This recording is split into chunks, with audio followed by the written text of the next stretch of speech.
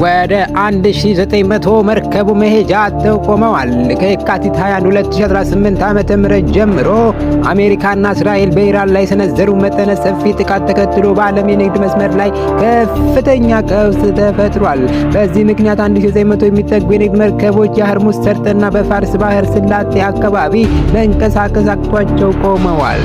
ኢራን ከጥቃት አደራሹ ሀገራት ጋር ንክኪ ያላቸው መርከቦች ወሳኝ የሆኑ የሆርሙዝ ሰርጥ እንዳያልፍ መዝጋቷ የባህር ላይ እንቅስቃሴ ሙሉ በሙሉ የሚባል ደረጃ ሊቆም ችሏል። መንቀሳቀሻ አጥተው ከቆሙበት መርከብ መካከል የነዳጅ ጫኝ፣ የኬሚካልና የንግድ ዕቃዎች የያዙ ብዙ መርከቦች ይገኙበታል። ይህም በዓለም አቀፍ የነዳጅ ዋጋና አቅርቦት ሰንሰለት ላይ ከፍተኛ ተጽዕኖ ያሳደረ ይገኛል። መረጃው የእንዳሉ ዜና ወኪል